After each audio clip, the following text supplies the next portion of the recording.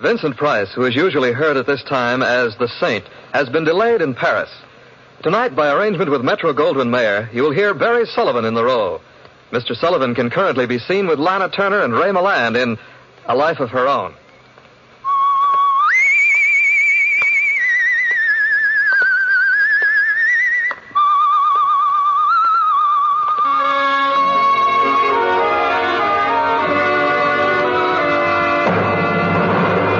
The Adventures of the Saint, starring Barry Sullivan.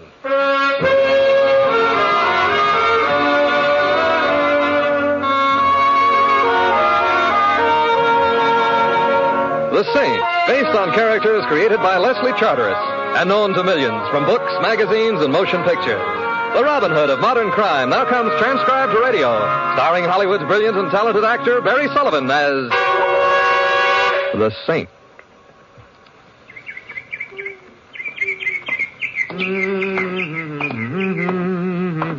Oh, I beg your pardon, sir, or madam, as the case may be.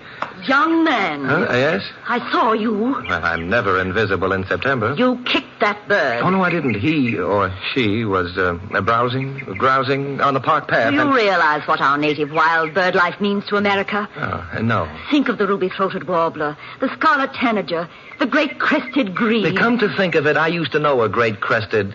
No. The man I knew was a Greek. He wrestled. The bird life of our country must be protected at all costs, young man, at all costs. Madam, I assure you, I would not deliberately kick a bird, not even a bullfinch. Well, all right. I'm ashamed. I suppose that henceforth I'll be known as a man who hasn't a feathered friend in the world. The beat of tiny wings will never brighten the declining years of Simon Templar's life. Did you say your name was Simon Templar? Not exactly, but it is. You're the Saint? After our unfortunate introduction to each other, you may find that hard to believe. But I was on my way to visit you. Oh? I wanted to ask you to help my brother. Your brother, he kicks birds? Or perhaps birds kick him? Warburton has nothing to do with birds. Warburton. His trouble is, well, a little different. What is his trouble? He's haunted. Madam, I have a feeling James Thurber is the man you want. Don't be irreverent. I beg your pardon. Warburton is haunted by a ghost. That sounds reasonable. This Warburton, he's older than you are. If you're implying by that, is he senile? The answer is no. He's a year older than I am, but perfectly sane. Nevertheless, he's haunted, I know. How do you know? I've heard the ghost myself. It giggles. Giggles? Giggles. I'm strongly tempted to murmur happy haunting, but I'll resist temptation. And what is even more dreadful, Mr. Templar, and of course you're coming with me at once to investigate the matter, not only is my brother haunted, but he likes it.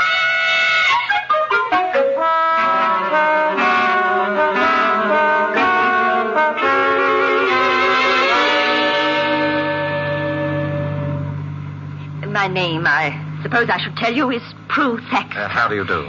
And my brother is, of course, Warburton Thaxter. How does he... no, I guess he doesn't do so well. Miss Thaxter, what is his occupation? Warburton has been a banker all his life. Uh-huh. It is not proper for a banker to be haunted. Except perhaps by certified public accountants. Mr. Templar, I shall want you to take immediate steps about the matter. Well, I'm not at all sure that I'm qualified to, although I should like to help. Something will undoubtedly occur to you. Something always does. Perhaps. But in these latter years, it's usually been something more substantial than ghosts. Something blonder. Mr. Templar, your arm, if you please. Oh, of course, lady. Charles will put the car away. Charles must have been listening closely. Miss Thaxter, are you and your brother wealthy? Modestly so? Why? It satisfies a private curiosity. I've noticed that ghosts tend to haunt only the wealthy. That's either a characteristic of ghosts or of the wealthy. Well, I'm not sure I approve of your speculations on the subject. We'll go at once to the drawing room. Which is where the ghosts? It is where Warburton may possibly be. The door to your left, Mr. Templar.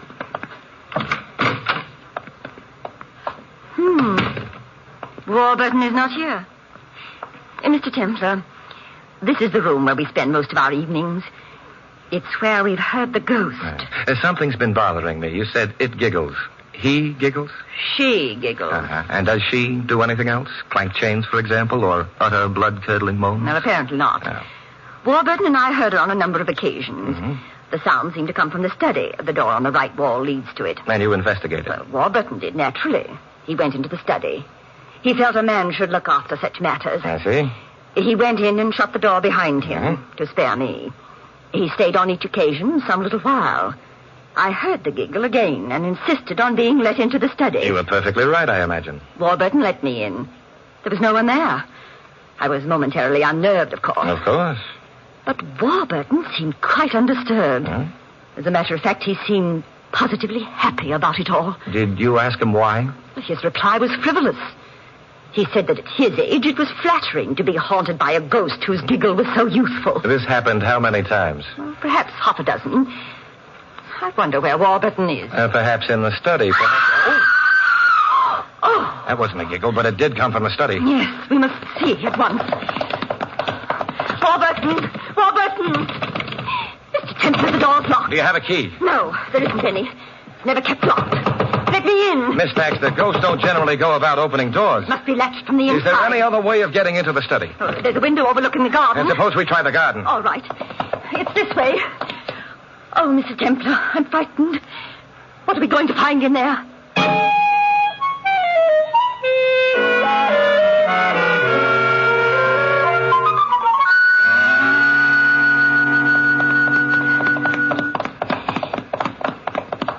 Mr. Templar, do you think... I don't know. I've never believed in ghostly things. You needn't start now. Whoever it was that screamed, it wasn't a ghost. You're sure of that? Yes, in a way I wish I weren't, but...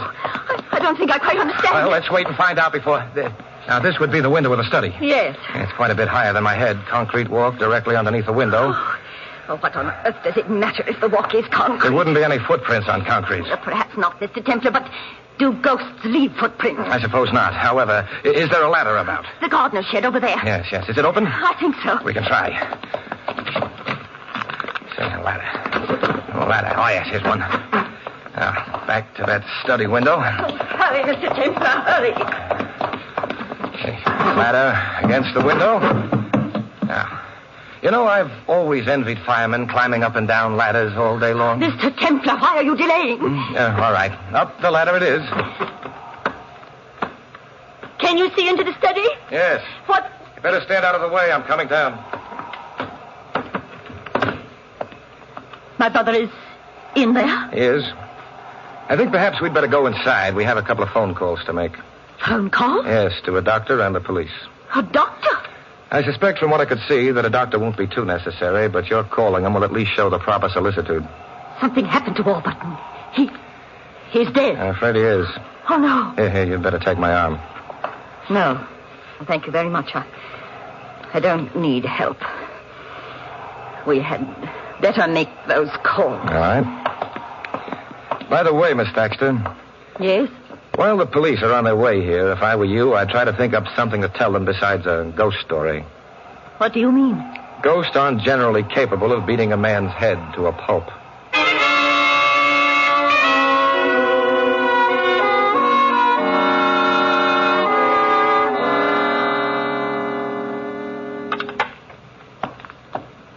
The police will be here, they said, quite soon. Now run along then, Miss Baxter. But, Mr. There's Templar... nothing I could tell them that would be of any help to anyone. I suppose not. I'll ring for Charles. Don't bother, Miss Baxter. I'd rather walk. Very well. Thank you for having come home with me and listening to my ghost story. Good night, Mr. Templar. Good night.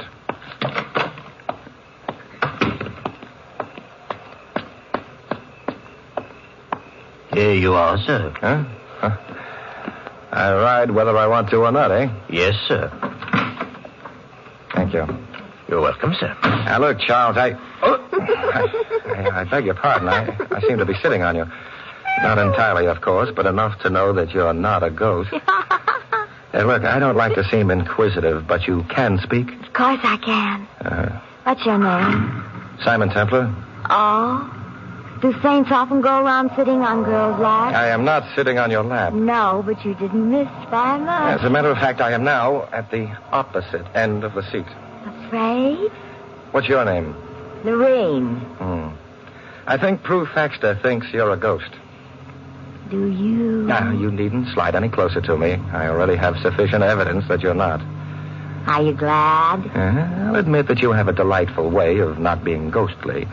However, I would like to know why Miss Thaxter thought that you were. Oh, that's because she hoped I was. Or would be. Is that right? I'm not very good on grammar. Well, what are you good on? No, ignore that, please. Why does she dislike you? I make Warburton laugh. Oh. You'd have a difficult time making him laugh now. I know. You were in that study with him? Your silence fear or discretion? I wish you wouldn't say things like that. I mightn't like you if you do. I'll survive. Will you? Oh, now you're threatening me. Yet if you hadn't waited for me in this car, I'd never have known who you are. And somehow it doesn't hang together. Because then I couldn't have been of any danger to you. You couldn't have been of any help either. Now, how can I help you? By handing it right over. Handing what over?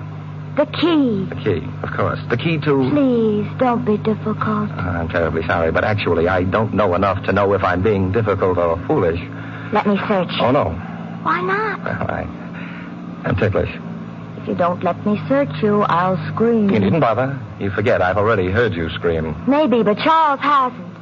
He'd stop the car and come charging back here, probably with a wrench that he hit you on the head with. And it's the only head I have to my name. Uh-huh. Lorraine? Yes, Simon? Search me.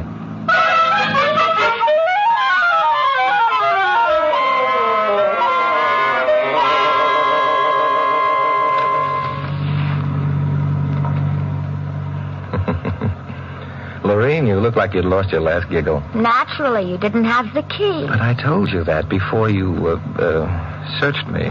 But didn't you like it anyway? I refuse to answer that. And besides, we're at my home. Oh. Lorraine, I would suggest that immediately after I leave you, you visit the police and... Tickle them? No, you tell them of your presence in Warburton's study tonight. I can't. Because you murdered Warburton Thaxter? Because of who I am. I didn't kill Warburton, but they might not believe me. Because of who I am. Who are you? What? Mrs. Warburton Thaxter, of course.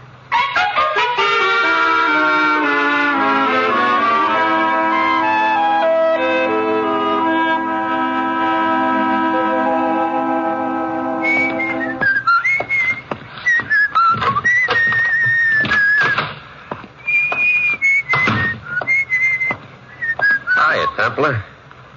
Your feet are on my sofa. What's wrong with that? They're too big. Oh, you're an observant kid, Templar. Have you observed this? Oh, dear. You know, I wish for once that someone would threaten me with a machete or a Malayan crease or an original Australian Sunday boomerang. I get so tired of revolvers. That's maybe because you ain't been shot by one yet. People have tried and tried. Are you going to shoot me with your revolver? No, unless you act nasty. Oh, no, I was the pride of Mrs. Thrushbottom's dancing class. My manners are favorably known throughout the length and breadth no of this... kidding. If Lord Chesterfield's son had had a son of his own, he probably would have been me. Oh, stop it. I can't contain my joy. Besides, I got something to ask you. And be careful. Remember, I'm not your best friend, and I might tell you. Don't you get tired of making wisecracks? It's a living. Who are you, anyway? The name is Galloway. And the feet are large. Proceed, Mr. Galloway. Where is it? Where is what? The key. What key? You know as well as I do. Yeah, perhaps, but what makes you think I have it? You went to the house with Miss Thaxter, didn't you? Yes, I did. But how did you know? I'm psychic. You mean you were following her? I'm a bad boy. And you think my purpose was to procure the key from... Warburton. That's very interesting. One of us who didn't know before now knows the key was Warburton's. He also knows that obviously Warburton no longer has the key. Otherwise... Yes, it's very interesting indeed. Except, old boy, haven't you realized yet that you shouldn't know Warburton is now minus key? Why shouldn't I? Because Warburton is now also minus life. That is a very interesting fact, but it don't get me the key. It may get you the chair. I missed something. You certainly did. Warburton Thaxter, and we'll pretend you didn't know, was murdered. I don't like that. Neither did Warburton. Hey, wait a minute. I didn't bargain on no... Death sentence? Templar, how good are you at forgetting things? Things like what? My visiting you. Oh, no, I could never forget that. There'll always be a warm place in my heart. Oh, my heart. Hey, what's wrong? I think I'm going to have an attack. Help me to the sofa. Yeah. Here, hold on to me. I shall. Hey, you nearly busted my wrist. Better to take your revolver away. What happened to your attack? I decided to postpone it. You know what? I think you lied about I'm afraid I did, but I have the gun now. Keep it. Galloway, stay where you are. Nuts to you. I got to get out of here. I'm likely to shoot you if... In the back. Stop being foolish. Heroes never shoot guys in the back.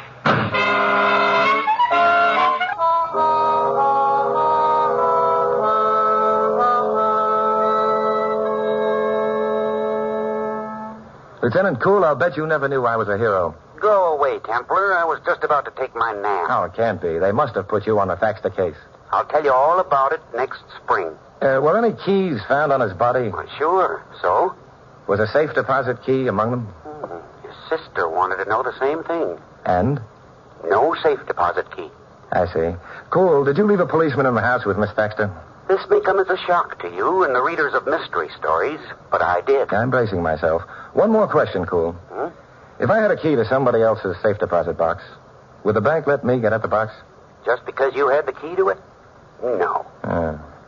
In that event, why have people threatened me, assaulted me, tickled, well, that is, applied pressure, and involved themselves in a murder case for something that can be of no earthly use to them?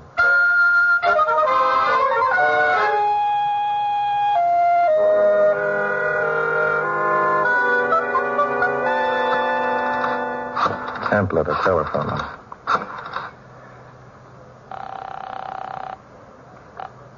Yes?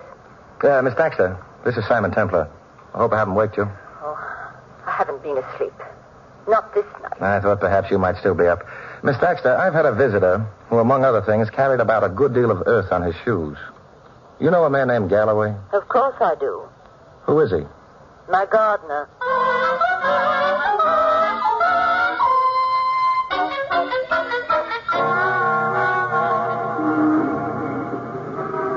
Taxi! Taxi! 14 Majorca Drive, if you please. That's a high-class neighborhood. What are you going to do there? Louis! Louis? Hey, I'm glad to see you. Yeah, huh? Certainly took your time getting me into this. Oh, look, I'm sorry, Louis, but, well, I didn't have an occasion to call a cab before now. Is that so? Of course, Louis. Well, I accept your apology. And now that we're friends again, who's dead?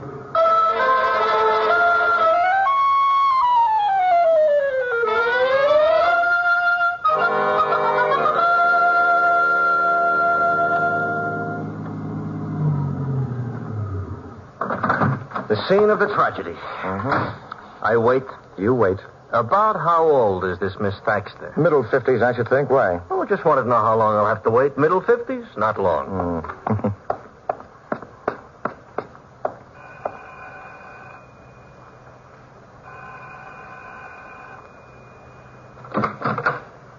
Yeah? My name is Simon Templar, officer. Miss Thaxter's expecting me. Oh, yeah. In the drawing room. Thank you. Oh, hey. Yeah? I've been in there. I'm perplexed. Why? No drawings. Till later, officer. Come in. Hello, Miss Thaxter. Sorry it's so late. It's kind of you to come and ask me questions. It may keep me from... What did you want to know? First, how long has Galloway been with you? Oh, a good many years. Where does he sleep? Garden house. And I can stop and see him on my way out. Miss Thaxter, did you know your brother had been married? The police told me about it tonight. I hadn't known before. You didn't really think your brother was meeting a ghost in his study, did you? No. I would have preferred it to be that, however. You've never met Laureen Anderson. She's cheap, Mr. Templar. Cheap and grasping. And you told the police about hearing her in the study before we discovered your brother's body? I told them nothing. It might have been safer, too. Do you know where she lives? A theatrical hotel somewhere. Which one? I'm not sure. Well, you've got to remember, and quickly. Why? Because I'm afraid there'll have to be another death before this is over. Oh. I think it was the... Yes? The Exbrook Hotel. The Exbrook. Thank you. Good night, Miss Thaxter. Good night. Good night, officer. Good night.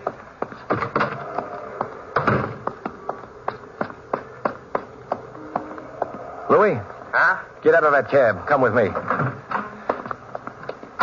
Where you going? Around the house to the gardener's place. Want him to pick you a few flowers? No, I want a witness with me. Ooh, that gate ought to be oiled. You ought to speak to the gardener about it. Yeah, this is the place, all right.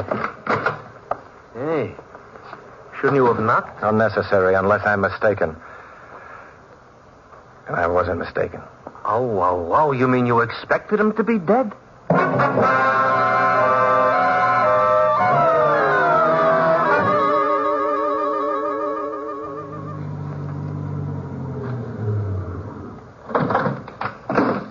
Perhaps you'd better come with me, Louis. Okay, but I'd just as soon not meet near the corpses tonight. They depress me something. Oh, beautiful lobby. Yeah. Palms decaying like mad and Netflix asleep. However, mailbox pigeonholes. Yes. Yeah. Lorene's room number is 111. That would be down the corridor towards the back of the hotel, I imagine. This lady we're going to visit, she ain't in her middle 50s? Good heavens, no. Then I don't understand it. Why do you want me along? To stand... Oh, yes, this is the room. To stand outside the door. To stand outside the... Mr. Templar, you think you can trust me with such an important assignment? Who is it? Simon Templar. Oh, just a minute. You forgot to mention me. Intentionally, Louis. Oh, well, then I accept your apology. Huh? Get to one side. Simon. May I come in? Of course. I'm not dressed for company. Well, we'll pretend I'm not company. Simon, did you come because you wanted me to search you again? No. This time, I'm going to do the searching. Simon? Yes, in view of the hour, you obviously wouldn't have it on you. Therefore, I shall look elsewhere. You think I have the key? Uh-huh. I'm glad you have such a small kitchenette. Won't take so long to... Oh, Simon. Oh, I'm so sorry. What did I break? A bottle of real lemon juice. Oh, well. I'll come back in the morning and squeeze you some more. Oh. Well, the hiding places in here are entirely too obvious. Where's your bedroom? Now, just a minute, Simon. Well, that's a beautiful bed you have, Lorene. Thank you, kind sir, but... Old-fashioned kind. Bedpost with ornamental heads which come off. Simon, what? Hollow bedpost, a string tied to the inside of the head, and at the end of the string, this. That's a key. So it is. A key to a safe deposit box. Warburton's safe deposit box. Lorene, did Warburton keep his money largely in cash? I don't... It's a little late for lying, honey. Well, I don't know why I should. Yes. He'd recently cashed a lot of bonds. Oh, maybe $50,000 worth. May I use your phone? Yeah. Who are you going to call? The police. Oh, no. Please, Simon, don't call him. I don't like cops. You'd like Lieutenant Cool. He's real cute. He looks just like Willie the Penguin. Walks like him, too. And he parts his hair in the middle. Lieutenant Cool? Simon Templar, Lieutenant. What did you find in Warburton's safe deposit box? How I knew. I'd given you hints enough earlier. I was pretty sure you'd get a court order and... Oh, you did. And? Thank you. Bye. Simon? The police opened the box. And? It was empty. I don't like the way you're looking at me. Lorene, your window overlooks the alley running back of the hotel. So? So, get me a pillow and a blanket off the bed. Well, all right, but... Now I shove this chair in front of the window. Draw the blind down. Here. Thank you, darling. Now, if I fold the blanket into a roll, plop the pillow on top of it so it extends a bit above the chair. Yeah. Through a blind from the outside, it would look as though you were sitting in that chair. Maybe it would. Now, you put a coat on. But... Come with me. Aw. We're going to bowl in a different kind of alley.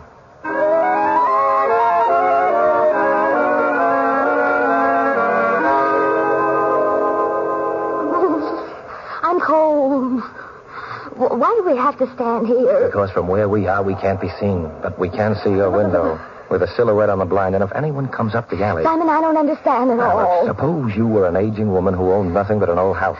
Suppose you'd spent all your life with your brother who had all the money.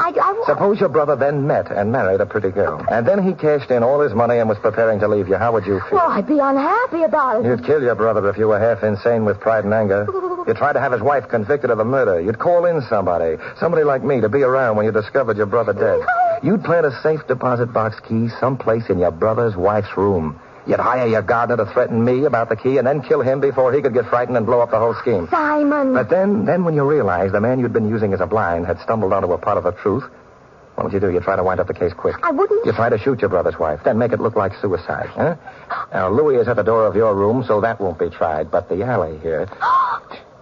It's Ruth Baxter. Yeah, she's coming down the alley. Stopping outside your window. Simon, she has a gun. She's lifting it. That's all we needed now. There. I'll take that gun. It's a pity that your brother and Galloway weren't birds, Miss Thaxter. What do you mean? They'd be alive. You were so fond of birds.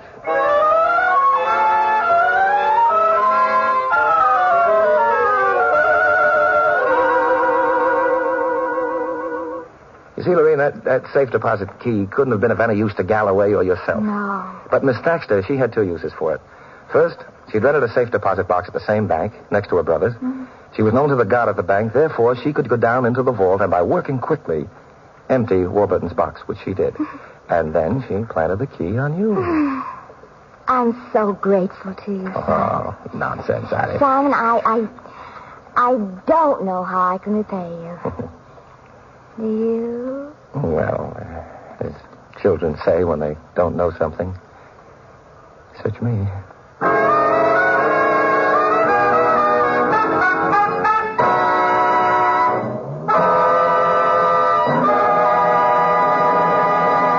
You've been listening to another transcribed adventure of the Saint, the Robin Hood of modern crime. Now here's our star, Barry Sullivan. Ladies and gentlemen, 10 years is an awfully long time to be hungry. For us in America, it's an unbelievably long time. But for millions of people in Europe and Asia, it's not very hard to believe because they've lived hunger. They're living it right now. But there's at least one family abroad that can experience once again the strength and vigor of proper nourishment. That family is the one you help by sending a personal care package. Your compassion can be turned into material aid by sending a food gift through non-profit care. For instance, CARE's $10 food parcel will supplement the diet of a family of 4 for a whole month. It contains 24 pounds of nourishing meats, fats, sugar, and other foods high in vitamins. This or any other CARE food package will be sent to the person you specify.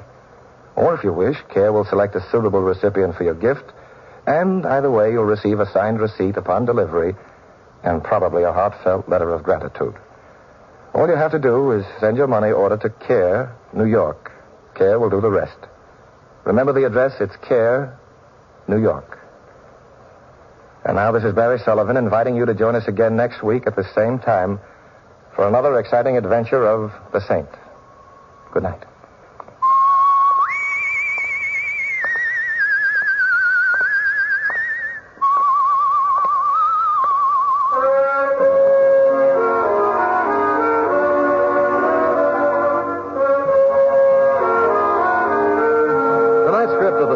By Louis Vittes. Our cast included Lorene Tuttle, Irene Tedrow, Hal March, Joe Duvall, and Larry Dodkin. Music was composed and conducted by Von Dexter. The Saint, based on characters created by Leslie Charteris, is a James L. Staffier production and is directed by Helen Mack. All you Saint fans will be glad to know that the Saint comic books are on sale at all newsstands. Your announcer is Don Stanley. 3 chimes mean good times on NBC. There's Hope. There's Groucho. They're both returning soon to NBC. Yes, Bob Hope returns October 3rd, and you bet your life it's Groucho Marx beginning October 4th. Listen where you hear the chimes for Top Comedy by Bob Hope and Groucho Marx beginning soon on NBC. Now Sam Spade, then Ginger Rogers and Theater Guild on NBC.